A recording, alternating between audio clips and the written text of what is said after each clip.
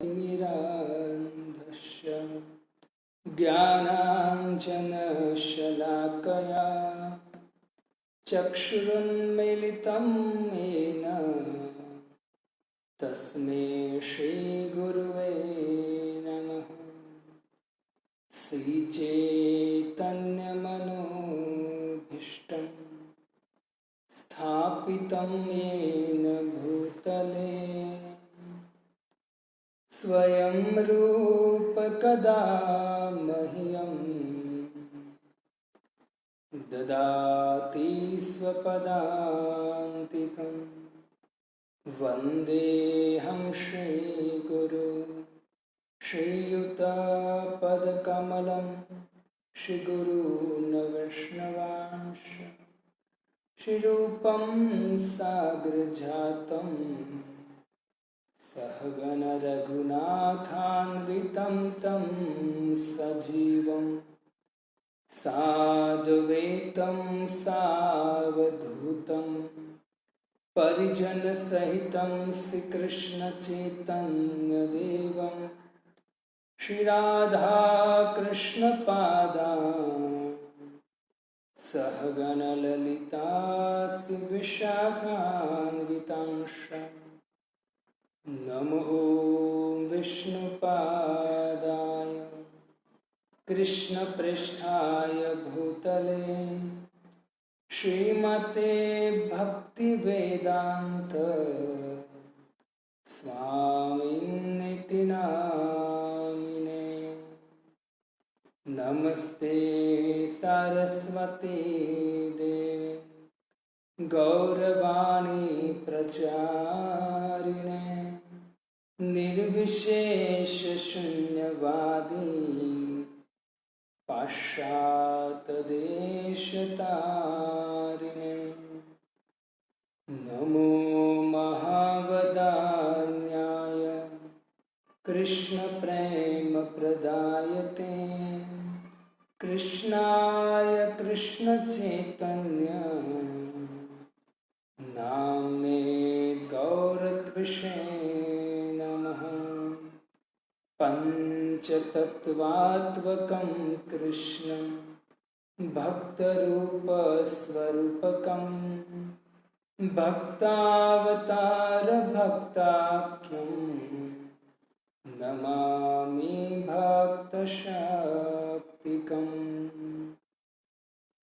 वाञ्छात्कल्पतरुभ्यश्च कृपा सिन्धुभ्य एव च पतितानां पावनेभ्यो वैष्णवेभ्यो नमो नमः।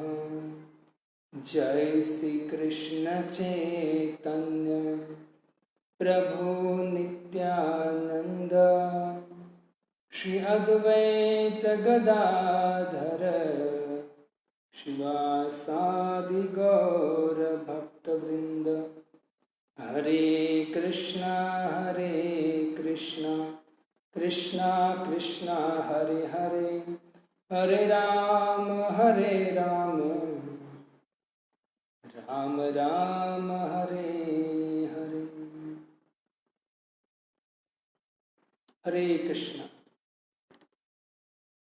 तो ऐसी भक्ति वेदांत स्वामी श्रील प्रभुपाद जी की कृपा से आज हम श्रीमद् भगवद गीता जो भगवान का दिव्य उपदेश है, इसी भक्ति वेदांत स्वामी श्रील प्रभुपाद जी ने ये जो भगवद गीता का दिव्य उपदेश है, जो मानव समाज को अज्ञान के अंधकार से सूर्य रूपी प्रकाश के नीचे लेकर आएगा, ऐसा ग्रंथ है। तो प्रभुपाद जी की कृपा से हमको श्रवण कीर्तन करने का अवसर मिला है, समझने का अवसर मिला है, और इस समझने के द्वारा हम अपने जीवन को बहुत अच्छी तरह से जी सकते हैं। तो आइए हम अपनी खुद की वाणी को सार्थक करने के लिए अपनी खुद की वाणी को भगवान की सेवा में लगाने के लिए, जो ऐसी भक्ति वेदांत स्वामी श्री प्रभुपाद जी ने से जो सीखा है, गुरु से जो सीखा है, वही हम दोहराने का प्रयत्न करें। तो सबको निवेदन है, ध्यान से श्रवण करें। श्रीमद् भगवद गीता अध्याय 8, शीर्षक है भगवत प्राप्ति और उनका श्लोक क्रमांक है 26 नंबर। तो आइए हम उसका पहले उच्चारण करेंगे, उनके बाद हम थोड़ा व्याख्या करने का प्रयत्न करेंगे। शुक्ल कृष्ण गति है ते जगत शाश्वते मते, एकयात्मना वृत्तिम् अन्यया वर्तते पुनः। शुक्ल कृष्ण गति है ते जगत शाश्वते मते, एकयान्तना वृत्तिम् अन्यया वर्तते पुनः। शुक्ल कृष्ण गति है ते जगतः शाश्वते मते, एकयान्तना वृत्तिम् अन्यया वर्तते पुनः। वैदिक मत अनुसार इस संसार से प्रयाण करने के दो मार्ग है, एक प्रकाश का तथा दूसरा अंधकार का। जब मनुष्य प्रकाश के मार्ग से जाता है तो वह वापस नहीं आता है, किंतु अंधकार के मार्ग से जाने वाला पुनः लौटकर आता है। तो जो पिछले 2 श्लोक में भगवान ने कहा है, उसकी पुनरावृत्ति भगवान यहाँ कहते हैं कि जो 2 योगी की बात मैंने किया कि जो उत्तरायण में शरीर छोड़ता है, वो जो दक्षिणायन में शरीर छोड़ता है, जो प्रकाश में शरीर छोड़ता है, जो अंधकार में शरीर छोड़ता है। तो भगवान यहाँ जो योगी हैं, तो योगी की गति है, वो 2 गति को शाश्वत बता रहे हैं, जैसे हमने 2 गति का श्रवण पीछे किया।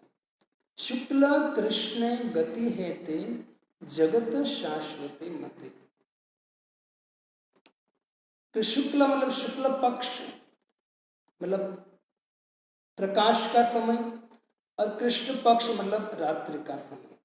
वो दोनों पक्ष में अगर कोई व्यक्ति शरीर छोड़ता है, वो शाश्वत है, वो गति शाश्वत है। तो यहाँ ऐसा नहीं भगवान कहते हैं कि भाई आप दिन में शरीर छोड़ोगे तो आप भगवान के धाम में जाओगे, और रात में शरीर छोड़ोगे तो आपकी गति कुछ दूसरी होगी। मतलब वो भी भगवान को प्राप्त करेगा, समय का खेल है सब कुछ। लेकिन यहाँ जो अंधकार और प्रकाश की बात किया गया है, वो योगी के लिए किया गया है, जिसने शर चक्र भेदन कर चुका है, जो आज्ञा चक्र में अपने प्राण को ला चुका है, मस्तिष्क पर प्राण को ला चुका है, समस्त इंद्रियों को कंट्रोल कर चुका है, अपने मन को शांत कर चुका है, उस योगी की बात हो रही। ऐसा मत समझना कि प्रभु अंधकार और प्रकाश में जो भी व्यक्ति, चलो मेरे दादा भी प्रकाश मतलब दिन में मर गए थे तो वो भी भगवान के धाम में गए ऐसी बात नहीं भगवान की। आप थोड़ा यहाँ समझिए अच्छी तरह से, हम थोड़ा व्याख्या करके। 22वें श्लोक में भगवान ने अनन्य भक्ति जो करता है उसका तो निश्चित भगवान के धाम में एंट्री है। फिर भगवान ने 24 और 25वें श्लोक में ऐसा वर्णन किया, जो शुक्ल पक्ष में योगी प्राण छोड़ता है तो क्रम उनकी गति मुक्ति होती है, और जो 25वें श्लोक में कहा कि जो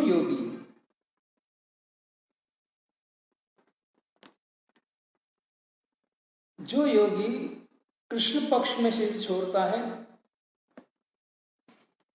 वो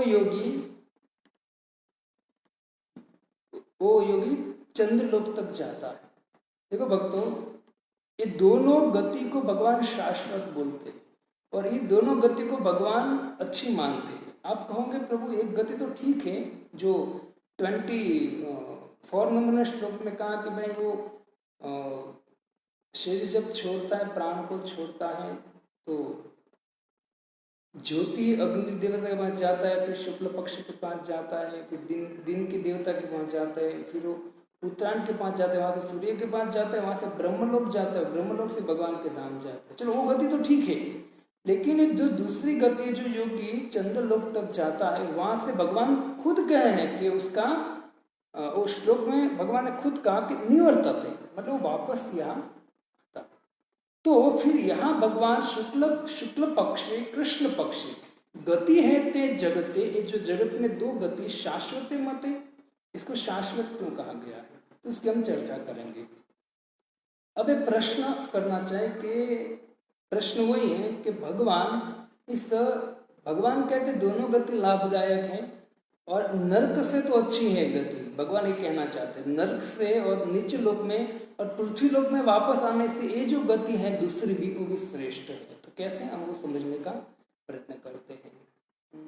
आप कहोगे प्रभु योगी वापस आए कि न आए जो भी हो, लेकिन आप भगवान से प्रार्थना करो कि कोरोना जाए और वापस ना आए, सब परेशान हो गए।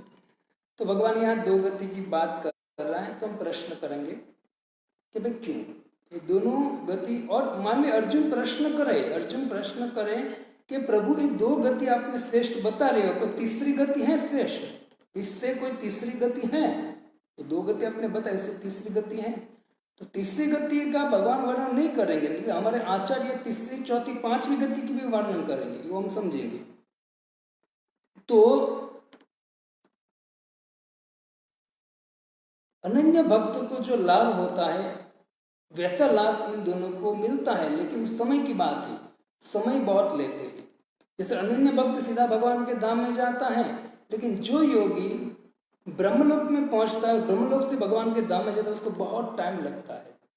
और जो योगी ऑलरेडी भोग में पड़ा है और उच्च लोक में जाने का प्रयत्न करता है, तो भगवान उनको भी श्रेष्ठ अच्छा कहते हैं। जैसे भगवान ने भगवद गीता में कहा था आर्तो अर्थार्थी जिज्ञासु ज्ञानी च भरतर्षभ, ये चार भी श्रेष्ठ है। जो ज्ञानी है मेरे पास आता है वो भी श्रेष्ठ है, वो सब श्रेष्ठ है। वैसे ही ये जो यहाँ भगवान कहते हैं कि जो योगी भोग करने की इच्छा से स्वर्ग में या चंद्रलोक में जाने का प्रयत्न करता है वो भी ठीक है, अच्छा है। क्यों? क्योंकि भोगी से तो अच्छा ही है, क्योंकि अपनी इंद्रियों को इतनी शक्ति लगाकर इतनी इंद्रियों को कंट्रोल किया, अपने मन को कंट्रोल किया है और षड चक्र को भेदन कर चुका है। तो भगवान ने सीधा बोल दिया है कि भले स्वर्ग में जाए चंद्रलोक में जाए, भोग की इच्छा है, लेकिन जब पुनः वो वापस आएगा वो निश्चित आएगा ही, लेकिन आएगा, लेकिन जो उसने योग किया है योग व्यर्थ नहीं जाता है, तो उसको वापस मनुष्य देह वापस मिल सकता है। और वापस योग तो होगा ही, उससे योग तो वापस करेगा ही। अगर मान लीजिए कोई अनकैनी प्रकार उसको मनुष्य देह नहीं मिला, तो भगवान आगे जाके कुछ एडजस्ट ऐसा करेंगे, मनुष्य देह देंगे, और जब मनुष्य देह देंगे तो योगी ही बनेगा। क्योंकि जो भी कार्य भगवान कहते हैं आध्यात्मिक दृष्टि से जो भी कार्य होता है कभी भी निष्फल जाता नहीं है। तो यहाँ भगवत जी कहते कम से कम अनन्य नहीं तो अनन्य भक्ति नहीं करते हो ना, तो कम से कम ब्रह्मलोक तक जाने का, मतलब ऊपर के भोग के लोकों में जाने का प्रयत्न करना चाहिए। इतना तो योग करना ही चाहिए, इतनी तपस्या तो करनी चाहिए।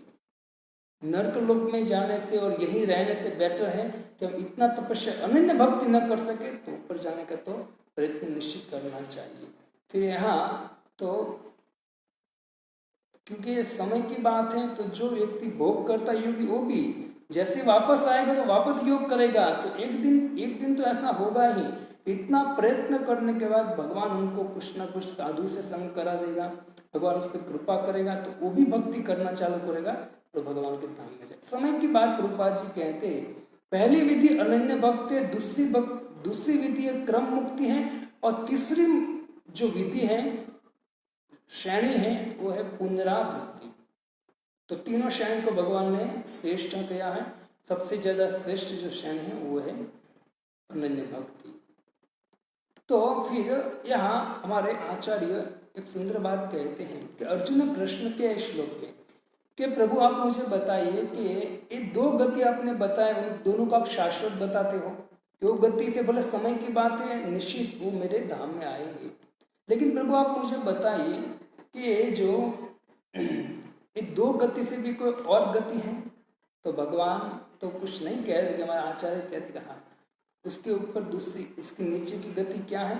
तो भगवान भगवद गीता में तो कहते ही हैं, ऊर्ध्वम गच्छन्ति सत्वस्था मध्य तिष्ठन्ति राजसा जघन्य गुण वृत्तिस्था अधो गच्छन्ति तामस। जो व्यक्ति रजो सत्वगुणी है वो ऊर्ध्वलोक में जाएगा, ऊपर के लोकों में जाएगा। जो रजोगुणी है वो यहीं रह जाएगा, और तमोगुणी है वो नर्क के लोकों में, नीचे के लोकों में जाएगा। तो भगवान ने ऑलरेडी बताया है। तो ऊर्ध्वम गच्छन्ति उसकी चर्चा हम कर चुके हैं। योगी ऊर्ध्व जाता है तो श्रेष्ठ गति, वो अच्छी गति है। लेकिन रजोगुण में जो मध्य तिष्ठन्ति और तमोगुण में अधो गच्छन्ति, वो जो गति है उसके बारे में हमारे आचार्य कहते हैं कि ये जो गति में रजोगुणी गति है, मतलब मध्य तिष्ठन्ति राजसा, वो गति में हमारे रजोगुण की बात करते हुए कपिल भगवान तीसरे स्कंद में कहते हैं कि कथा कथित सुख की वस्तु जो कष्टदायक है उसको एकत्रित करने के लिए बड़ा परिश्रम करके वो प्राप्त करता है, लेकिन वो मूर्ख को पता नहीं होता है कि ये जो है वो काल के द्वारा एक दिन नष्ट हो जाएगा। वो काल को जानता नहीं, अज्ञान है। उसके कारण वो क्या करता है, रजोगुण में रहकर दिन रात मेहनत करता है। और मेहनत देखो, भरण पोषण कर सकता है अपने परिवार का, लेकिन इतनी मेहनत करना कि बस दिन रात हमको भगवान को छोड़कर हम भोग के लिए दिन रात पैसे के पीछे पड़े। तो यहाँ बहुत सुंदर बात कहते हैं कि फिर अंत में क्या होगा, शोक होगा।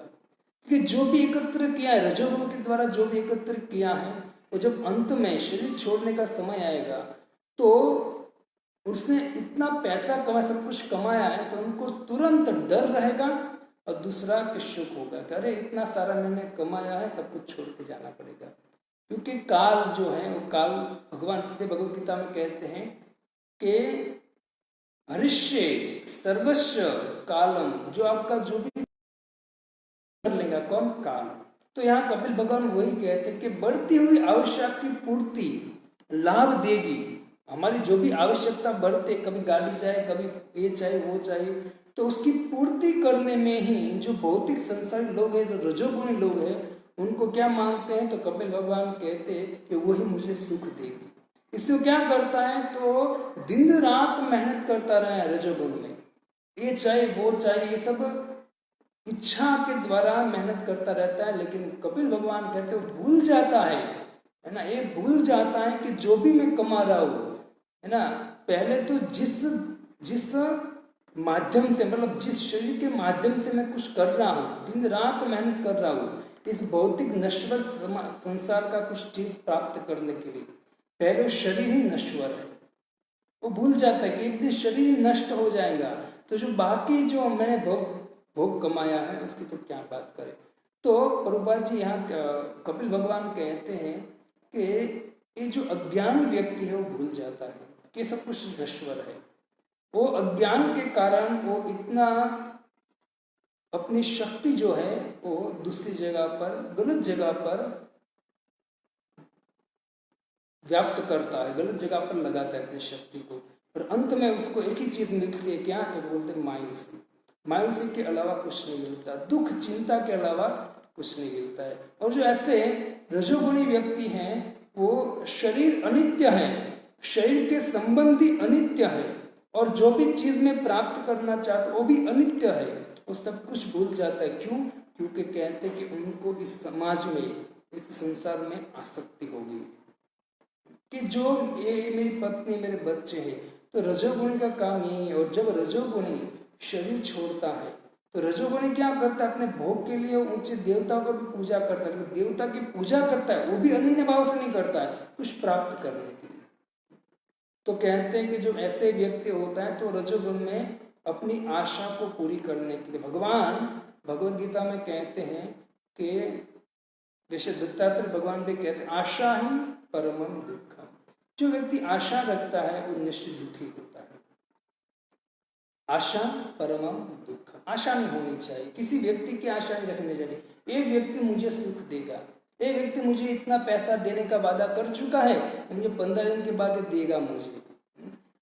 या मेरे पास आएगा ये पैसा, ये सब आशा रख के जब हम बैठते हैं ना, तो क्या होता है पता है, जब वो आशा पूरी नहीं होती है, हम तो कोई भगवान तो है नहीं कि हम जो भी कहेंगे वो पूरा होगा ही, तो हम जो आशा रख के बैठे हैं तो काल के प्रभाव से हमारे कर्म के अनुसार वो हमको न मिले, वो पूरी न हो, तो अगर हमने आशा रखी है वहां तो दुख देगी वो आशा, बहुत भयंकर दुख देगी। कभी कभी एक एग्जाम्पल हमारे संत देते हैं, आचार्य देते हैं गृहस्थों का, कि कभी कभी कोई लड़का होता है, वो लड़की को देखने जाता है, और जैसे ही देखता है वहां में माता पिता के पास जाता है, लड़की को देख लेता है, तो अंदर मन ही मन, अभी लड़की ने लड़के को देखा, लड़के ने लड़की को देख लिया, अब अभी रिश्ता कंफर्म नहीं हुआ है, लेकिन लड़का अपने मन से मानता है, रिटर्न जब जाता है मन से विचार करता है कि लड़की मुझे पसंद है, हम अभी थोड़े समय में ये करेंगे, शादी करेंगे, ये करेंगे, वो विचार करने लगता है, यानी कि बहुत अच्छी लड़की हो जाएगा, 3-4 दिन ऐसे विचार करता रहता है, वो आशा रखकर बैठता है कि मुझे वो लड़की बहुत अच्छी है और मैं शादी करना चाहता हूँ, मेरी शादी उससे होगी, और आशा रख के बैठे 4-5 दिन के बाद जब पता चलता है कि भाई सामने वाले लड़के के पिताजी ने कहा है कि हमको लड़का पसंद नहीं है, या हमको ये प्रॉब्लम है, और वो रिश्ता बंद रहा, तो जो आशा रख के बैठा वो लड़का वो बहुत दुखी होगा। इससे कोई भी जगह पर आशा रखना बहुत खतरनाक है, और भौतिक संसार में खास कर लोग क्या करते हैं, आशा रखते हैं, और आशा देखो कोई भी आशा हम रखेंगे ना, वो आशा निश्चित निराशा में परिवर्तन होगी। क्यों होगी? तो कहते हैं कि इस संसार नश्वर है, और इस संसार की समस्त चीज नश्वर है, अंत में हम रहने वाले नहीं हैं। इसे जो भी हम आशा करके बैठे हैं, लोग कहते हैं इतना पैसा कमाऊंगा फिर क्या करूंगा, भोग करूंगा। एक बार एक व्यक्ति था, वो झाड़ के नीचे बैठा था आराम से, तो तुरंत एक व्यक्ति वहां पहुंचा, उनको उसने पूछा, कहा कि भाई तू क्यों बैठा है यहाँ, कुछ काम कर, काम धंधा कर। तो बोले काम धंधा करके क्या करूंगा? तो बोले मेरी तरह काम धंधा कर, बिजनेस कर। तो बोले फिर बिजनेस करके क्या, अच्छा नाम होगा, गाड़ी होगी, बंगले होंगे, बीवी होगी, बच्चे होंगे, ये होगा वो होगा। फिर उसने पूछा फिर क्या हुआ? तो फिर क्या, आराम करूंगा, ऐश करूंगा, आराम से बैठ के खाऊंगा पीऊंगा, और अंत में वो बोला कि बस आराम करूंगा। तो सामने वाले ने बोला कि अरे मूर्ख, तू इतना मेहनत करके तू आराम ही करने वाला है, मैं ऑलरेडी वो कर रहा हूँ, तो निकल यहाँ से। तो कहने का मेरा तात्पर्य कि हम आशा रखते हैं कि हम बहुत पैसे कमाएंगे, अंत में हम बहुत अच्छी तरह से जीवन जिएंगे, नहीं हो सकता। ये जीवन अनित्य है ना, अनित्य जीवन जान सार, ऊपर नाना भार विपद, ऊपर से विपद। एक तो अनित्य जीवन है, ऊपर से भक्तिविनोद ठाकुर कहते हैं कि दिन रात हमको ऊपर से कुछ ना कुछ दुख मिलता रहता है, चिंता, कितना भी पैसा है, कितना भी अच्छा बंगला, ये वो है, चिंता चिंता चिंता। हम जिससे आशा रखते, जिससे आसक्ति रखते, वो हमको दुख देगा। एक एग्जांपल और देता हूँ मैं आपको अभी का। अभी मैं कल सुबह एक भक्त से बात कर रहा था, मतलब एक फ्रेंड है, उससे बात कर रहा था। उसने मुझे बोला कि अभी तो टीवी में चर्चा चल रही है कि कोई फिल्म स्टार जो दो फिल्म स्टार वो चले गए, मैंने शरीर छोड़ दिया। उसमें एक का नाम दिया जो मैं उसको जानता हूँ, ऋषि कपूर। तो हम देखें तो ऋषि कपूर ने शरीर छोड़ दिया। अब उनके फ्रेंड है जो उनकी पिक्चर देख के उसको प्रेम करते थे, अब ऋषि कपूर से उनको कुछ मिलने वाला नहीं है। लेकिन जैसे ऋषि कपूर चला गया तो वो दुखी हो गए खुद। क्यों? क्योंकि ऋषि कपूर से आसक्ति रख के बैठे थे। तो संसार में जो भी कार्य है, जो भी चीज है, उस पर आसक्ति, आशा जो है वो दुख का कारण बनेगा। कपिल भगवान कहते हैं कि रजोगुणी व्यक्ति होता है वो काम से भरा होता है, मुझे ये चाहिए वो चाहिए। और रजोगुणी व्यक्ति कभी भी शांति से बैठने, उनको चिंता के अलावा कुछ नहीं होता है। और कितना धीरूभाई अंबानी के लड़के के पास क्या नहीं है, सब कुछ है ना। मैंने तो ऐसा सुना है कि जब सुबह उठकर ब्रश करता है ना, अभी तो कोरोना टाइम है तो पता नहीं, लेकिन सुबह जग के ब्रश करता है ना तो उसके खाते में लाखों रुपए छप जाते हैं। वो कुछ नहीं करता, वो खाली ब्रश करता है। लेकिन फिर भी इतना पैसा होने के बाद वो शांति से बैठ सकता है? नहीं। जो व्यक्ति रजोगुणी होता है, दिन रात मेहनत करना चाहता है और कुछ प्राप्त करना चाहता है, संसार की नश्वर चीज, वो कभी भी शांति को प्राप्त नहीं होता है। भगवान कहते क्यों, क्योंकि वो जो रजोगुणी व्यक्ति होता है वो ये सब संसार की चीज प्राप्त करने के बाद करना क्या चाहता है, वो भोग करना चाहता है। भगवान कहते हैं उनको कभी शांति नहीं मिलेगी। क्यों नहीं मिलेगी, तो भगवान श्रीमद् भगवद गीता में कहते हैं भोक्ताराम यज्ञ तपसाम सर्वलोक महेश्वर सुदम सर्वभूतानाम ज्ञात्वा माम शांति मुच्छति। जो व्यक्ति ये समझ लेता है कि ईश्वर कृष्ण परम पूर्ण पुरुषोत्तम भगवान कृष्ण ही परम भोक्ता है, वो व्यक्ति परम शांति मुच्यति, वही व्यक्ति शांति प्राप्त कर पाए। रजोगुणी व्यक्ति कभी शांति प्राप्त कर नहीं सकता। अर्जुन को भगवान ने वहां तक बोल दिया कि हे प्रभु, भगवान ने अर्जुन को वहां तक बोल दिया कि हे अर्जुन, कि तू मिनिमम सत्वगुण के ऊपर आ जा। वैसे सत्वगुण के पार जाना है, लेकिन कम से कम सत्वगुण में तो आ तू, क्योंकि रजोगुण और तमोगुणी व्यक्ति कभी भी शांति प्राप्त नहीं कर सकते। और तमोगुण की भी बात आएगी। और जो रजोगुणी व्यक्ति हैं वो भोग, सबसे जो भोग है वो आकर्षण, कहाँ से भोग शुरू होता है, एक स्त्री के द्वारा। जो भी कार्य करता है एंड में कौन सा सुख आएगा, बेस्ट सुख मानता है स्त्री संग। स्त्री संग, दुनिया में जो नारी का संग है, नारी और पुरुष का जो संग है, जो काम है, काम वासना है, वही रजोगुण को पैदा करते, वही इस संसार को बढ़ाती है। हमारे शंकराचार्य कहते हैं कि संसार में जो लोग हैं वो संसारी लोग इतने काम आसक्त हो गए। और काम ही क्या है, इस संसार में आपको अगर पुलिस वाले पकड़ लेंगे ना तो बेड़ी या हथकड़ी वो लोहे की होगी, लेकिन जो संसार में उनको बांध कर रखते हैं ना हथकड़ी, वो कौन सी हथकड़ी है, तो कहते वो काम रूपी हथकड़ी। जब भगवान श्री कृष्ण का प्रेम काम में परिवर्तन हो जाता है ना, अभी हो ही गया है, कृष्ण प्रेम काम में परिवर्तन हो गया है, तो रजोगुण और तमोगुण के द्वारा व्यक्ति दिन रात दुखी होता है। शंकराचार्य कहते हैं कि स्त्री जो है वो है क्या, पुरुष है वो है क्या। वो कहते हैं हार्ड मास का शरीर का एक पुतला है, बहुत सुंदर कहते हैं, नारी स्तन भर नाभि निवेशम मिथ्या माया मोहावेशम स्तन मास विकारी वसादम मनति चिंतित बारंबार भज गोविंदम गोविंदम भज मूढ़। शंकराचार्य जी कहते कि हे मूढ़, तू गोविंद का भजन कर। तू जिस स्त्री को देखकर आकृष्ट होता है ना, अभी ऐसा लगता है, इससे तो हमारे कपिल भगवान ने खुद कह दिया कि हे माता, इस संसार में मेरी माया के द्वारा लोग दुखी हो रहे हैं, लेकिन सबसे बड़ी कोई माया है तो माया कौन सी है, तो कपिल भगवान स्वयं अपनी माता को कहते हैं सबसे बड़ी माया जो है ना वो माता एक स्त्री है। स्त्री में इतना आकर्षण है माया के द्वारा कि व्यक्ति वहां फंस जाता है। उसके विषय में शंकराचार्य कहते हैं कि हे मित्रों, समझो, आप मूढ़ मूर्ख मत बनो। जिस स्त्री को देखकर, जिस पुरुष को देखकर आप आकृष्ट हो जाते हो ना, स्त्री को देखकर आकृष्ट हो जाते हो, है क्या, उसके विषय में चर्चा करें। नारी स्तन भर नाभि निवेश, जो नारी के स्तन होते हैं ना, मिथ्या माया मोहावेश, उस स्तन को देखकर व्यक्ति आकृष्ट हो जाए, है क्या, तो कहते मिथ्या माया मोहावेश, मोह है वो, है ना, उसमें हार्ड मास के अलावा कुछ नहीं है। ये स्तन, जिस स्तन को देखकर आकृष्ट हो जाता है, शरीर को देखकर आकृष्ट हो जाता है, ये स्तन मांस वसादि विकार, उसके अंदर मांस के अलावा कुछ नहीं, मांस का लोथड़ा है वो। लेकिन मनसी चिंतन बारंबार, लेकिन मूर्ख व्यक्ति काम में आसक्त होकर वो मन से वही चिंतन करता रहता है, और जब वही चिंतन करता रहता है उसका दिमाग जो है वो खाली हो जाता है।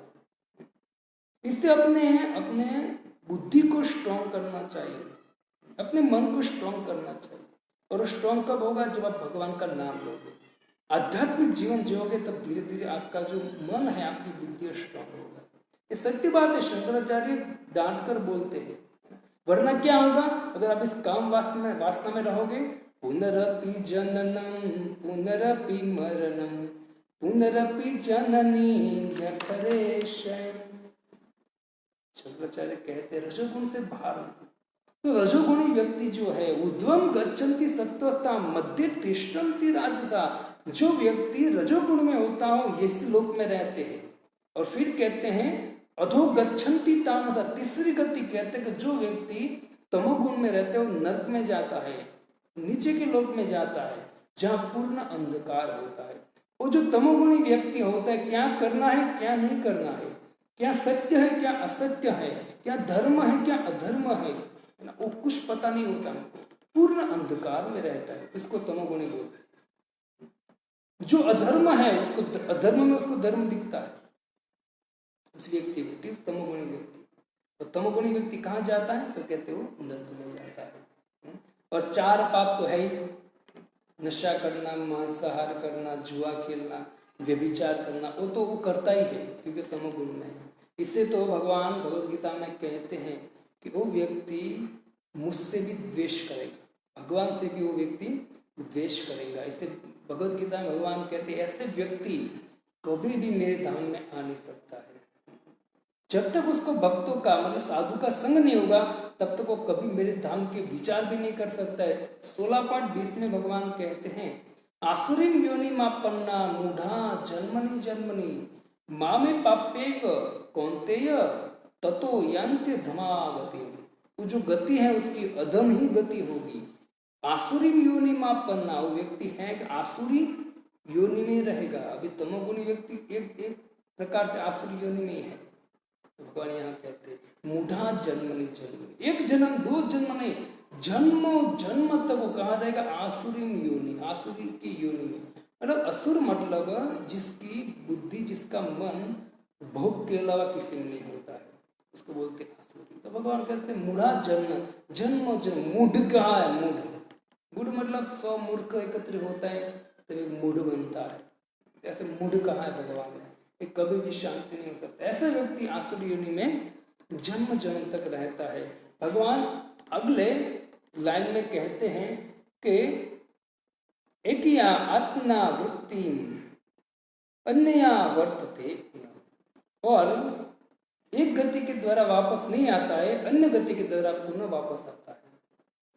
एक गति मतलब अनन्य भक्ति के द्वारा वापस नहीं आता है, और जो दूसरी गति दो है उसकी तरह वापस आ सकता है। कल मैंने आपको बोला परसों कि जो ब्रह्मलोक में जाता है वहां से भगवान के धाम में जाता है। लेकिन एक बात बोलना मैं भूल गया कि जो ब्रह्मलोक है वो ब्रह्मलोक से भी प्रभुपाद जी कहते हैं वहां से जाकर वो योगी भगवान के धाम जाता है। लेकिन हाँ, वो कंडीशन क्या है, वो कंडीशन है अगर वो व्यक्ति ब्रह्मलोक में पहुंचने के बाद, और एक बार आपको इस पूरी साइकिल बताता हूँ, आप इसको याद कंठस्थ कर लीजिए। षड चक्र को भेदन करके जो योगी आज्ञा चक्र में अपने प्राण को लाता है, वहां से मस्तिष्क पर लाता है, वहां से प्राण को छोड़ता है। कब छोड़ता है, शुक्ल पक्ष, उत्तरायण के 6 महीने में जब शरीर छोड़ता है, प्राण छोड़ता है, वो जाता है ज्योतिर्अग्नि के देवता के पास जाता है। वहां से वो प्राण को योगी को भेजता है दिन के देवता के पास, दिन का देवता भेजता है शुक्ल पक्ष के देवता के पास, शुक्ल पक्ष के देवता भेजता है उत्तरायण के देवता के पास, उत्तरायण का देवता भेजता है सूर्य के देवता के पास, और सूर्य का जो देवता है वो पहुंच जाता है ब्रह्मलोक में। और ब्रह्मलोक में पहुंचकर ब्रह्मा जी का अनुसरण वो करता है तो वो जाता है भगवान के साथ। अनुसरण नहीं करता है और भगवान का भजन नहीं करता तो उनका भी वही हाल होगा जो हाल वो तीसरे योगी का होता, वो भी वापस पतन का होगा, है ना। और दूसरे जो तीसरा है वो दुख, बाकी जो है दोनों वापस आ सकते हैं, लेकिन जो अनन्य भक्ति करते हैं यद गत्वा न निवर्तते, वो वापस नहीं आता है। शुक्ल पक्ष और कृष्ण पक्ष की बात भगवान यहाँ कहते, वो दोनों को भगवान कहते अंधकार और प्रकाश। तो जो प्रकाश में योगी जाता है ब्रह्मलोक में ब्रह्मा जी का अनुसरण करेगा तो सीधा भगवान के धाम में जाएगा, और जो अंधकार में मतलब कृष्ण पक्ष में शरीर छोड़ेगा वो योगी निश्चित निश्चित निश्चित वापस आएगा। क्योंकि उसके लिए भी भगवान कहते कि आप चिंता मत करिए, वो योगी भी इतनी मेहनत किया तो वो योगी जब वापस आएगा तो उनको भी चांस मिलेगा पुनः योग करने का।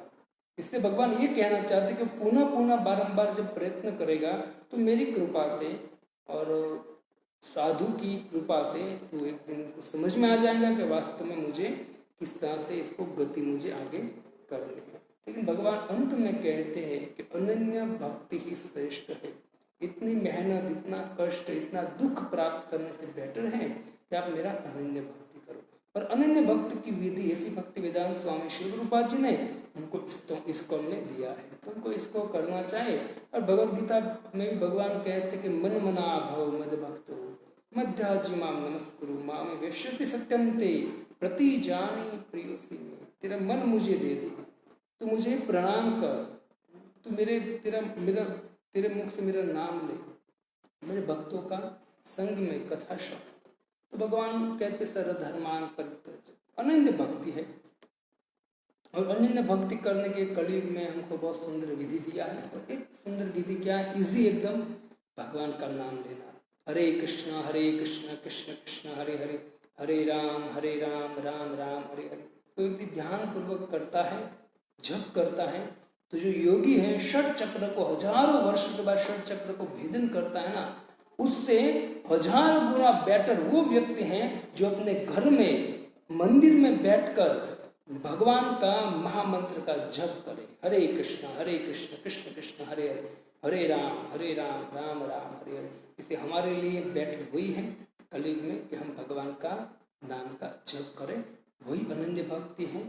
हमारे हाथों से भगवान का सेवा करें, अपने चरणों से भगवान के धाम में जाए, अपने आंखों से भगवान का दर्शन करें, अपने कानों से भगवान की कथा सुने, नाक से भगवान को चढ़ाए हुए फूल का सुगंध ले, मुख से जीवा से भगवान का नाम ले और भगवान का प्रसाद खाए, तो पूरे शरीर से भगवान की सेवा करेंगे। मतलब अनन्य भक्ति हो गई है, उसमें मुख्य है भगवान का नाम। तो निश्चित हम भगवान के धाम को जाएंगे। तो आज भगवान ने बता दिया है कि जो दोनों योगी श्रेष्ठ हैं, दोनों शाश्वत हैं। अब भगवान 27 नंबर में श्लोक में, अब भगवान दोनों श्लोक में तुरंत भक्ति की महिमा की बात करेंगे, क्योंकि अर्जुन को जो भी 26 श्लोक में बताया उसका सार भगवान ने भक्ति दिया, अनन्य दिया है, अनन्य भक्ति। अनन्य भक्ति के द्वारा मेरे धाम में आप पहुंच पाओगे। दूसरी अगर आप विधि अपनाओगे तो उसमें कितना कष्ट है, वो व्यक्ति किस तरह से मेरे धाम में पहुंचता है, उसकी गति क्या होती है, वो भी भगवान ने निरूपण किया। लेकिन भगवान जीव से प्रेम करते हैं, तो प्रेम से अब भगवान कहेंगे कि अर्जुन भक्ति ही समस्त समय में भक्ति ही श्रेष्ठ है और भक्ति ही आसान है। भक्ति करने से वो मुझे निश्चित प्राप्त होता है और प्राप्त होने के बाद भगवान कहते हैं उसका वापस यहाँ आना नहीं होता। तो अब भगवान 2 श्लोकों में भक्ति की चर्चा करेंगे। कल वापस पुनः हम 27 नंबर का श्लोक लेंगे। कल नरसिंह चतुर्दशी है, तो कल शाम तक उपवास रहेगा। उसके बाद नरसिंह भगवान को प्रार्थना कीजिए आप सब लोग कि हे प्रभु, आप जो भक्ति में बाधा आती है इसको दूर कीजिए, क्योंकि हम सब कहते हैं कि भक्त विघ्न विनाशक लक्ष्यपति नरसिंह देव भगवान की जय। तो कल नरसिंह भगवान को प्रार्थना कीजिए और नरसिंह भगवान से शुद्ध भक्ति की मांग कीजिए। हरे कृष्ण कृष्ण कृष्ण हरे हरे, हरे राम राम राम हरे हरे। श्रील प्रभुपाद की जय। गौर प्रेमानंदे।